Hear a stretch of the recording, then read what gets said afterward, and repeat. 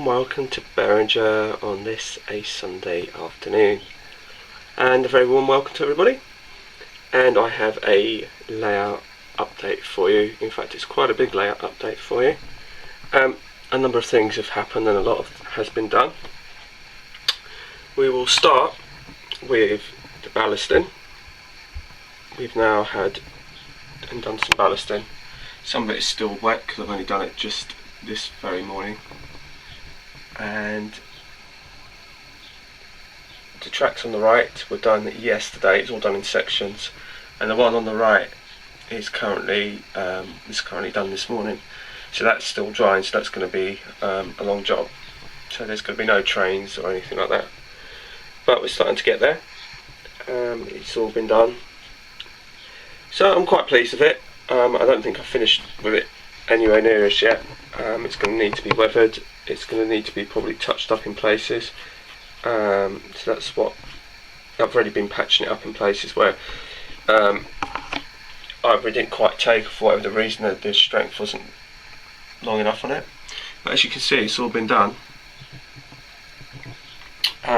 except until you get to show you where it stops. It sort of stops here. It's amazing how much ballast you get through. In the pot, the canister, it looked like there was a huge amount, and you thought, oh, this will easily be enough, and it turns out that the track and the layout just sort of eats it all up, sort of thing.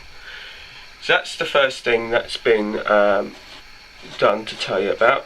The next thing is some static grass work. I've got my applicator. I've had a good crack at it, and I'm pleased with the results. I've never done it before, and as you're looking at it now, I'm looking at it from this view for the first time, so I'm not exactly sure how it's going to turn out, but judging by what I can see in the viewfinder, I'm really pleased. I did have it on the ground, sort of like my usual ground level, because I wanted to kind of gauge an idea of how it would look, and yeah, I'm really pleased. I got rid of some stuff at the traded in some stuff that I wasn't using or didn't quite fit, and I've ended up using that to get the ballast in and a few other bits and pieces. One of my little bits and pieces that I got was this little Lineside hut, and what I've done with that is, as you can see, I've covered it with bushes and stuff like that, and it's on the end of the platform, as you can see, and I've just sort of created a little sort of path for it. So that's something that I've done. I've kind of got a scrap bit of wood to create a bit of a foundation, glued that onto the baseboard, and then after sort of built around it. So I'm really pleased with that. Currently, you can see my class 73, my Lima 73, which is currently sort of my workhorse, as it were, because it's my oldest locomotive that I have. It's an old Lima 73, and so that's currently being employed for test running, and so that's what that's been used for. So all the other locos are sort of off the layout, as it were, because basically I'm using this one just for testing. The other thing that I've been doing is also some more static grass work across here. So I'm pretty pleased with that. So I've had a go at that, experimenting at that.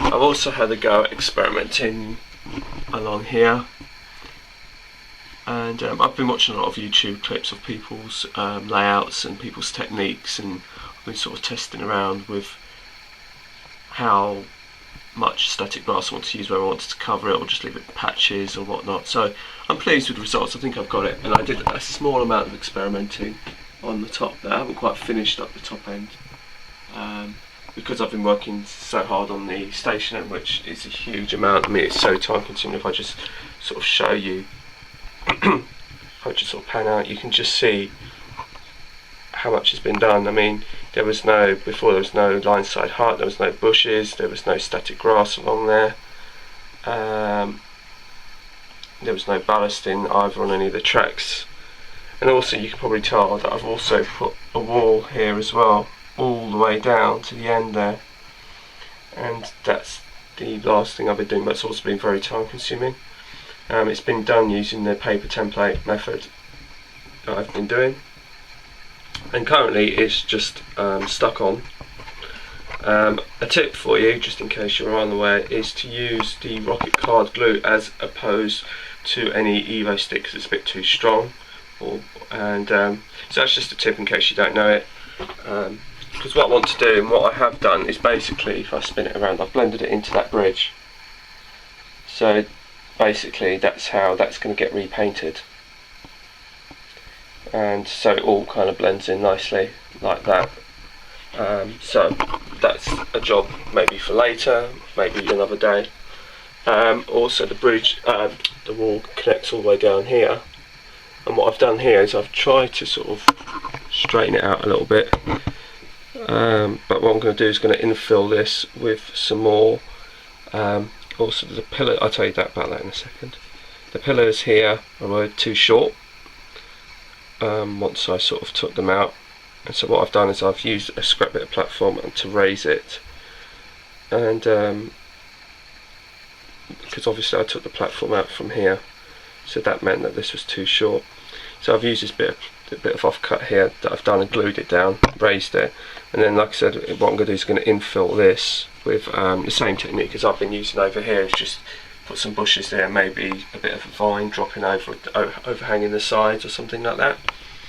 So that will be sort of one of the tasks, well, one of the many tasks to do. I mean, there's still a shed load to do, but I can sort of actually see a layout now, which is quite pleasing. I mean, like I said, it's nowhere near to the standard that I want it as yet. So the ballasting has been put down, but that's only like a first layer, and then hopefully, like I said, we're going to add some more finer details. I'm going to be adding some flowers here, and you probably noticed that there's no fencing along here. That's A, to give you a better view of the static grass work that I've been doing, but B, also it's actually, like I said to you before, it's going to be removed, and we're creating a new sort of structure along the back of this platform. It sort of runs along the lines that some of you may be aware of stations like on the Bakerloo line if you live in London, sort of Harrow, Wealdstone and sort of Kenton way. You have the main line running behind the underground stations, and there was a retaining wall, so is that going to be that kind of theme where there's going to be another retaining wall? So basically this is going to end up, these two are going to end up almost being the cutting. So if I sort of drag the camera around, you won't actually see the station. What you'll see is you'll see the embankment, but then you'll see that there'll be a wall, so you won't actually see the station. So it might provide some nice angles if you sort of get it down and you sort of see a retaining wall here, but then you might see a loco sort of whizzing in the distance sort of thing, and that's going to be that kind of thing, and trying to work some camera angles and thinking about things like that really. So anyway, that's me done, I think, for this week. So thanks for watching. Feel free to comment and subscribe, and any thoughts or suggestions or anything like that you think might be of use, then by all means let me know. Speaking of that, one last thing before I do disappear is Rob McCrane asked me about the stonework that I was using for the canal, which is the same stonework as the seam section. So I'll just get to that and I'll show you that and I'll explain that. Now, if I just say to Rob, this is from Wills, and it comes in these sorts of packs like this. I'll just zoom out a little bit. But this one is corrugated glazing, but it's basically a Wills sheeting pack like this, and it's called coarse stone. But it comes in this just clear plastic, and if you look at one of my other videos, you'll see how I've done the technique to weathering this. So basically, it's a Wills kit. And that's just to respond to Rob McCrane's question as to what stone I was using. So anyway, I will love you and leave you. I haven't done any more to this because I've been working on the other side, but I will get to this side soon. So bye for now, take care, and thanks for watching.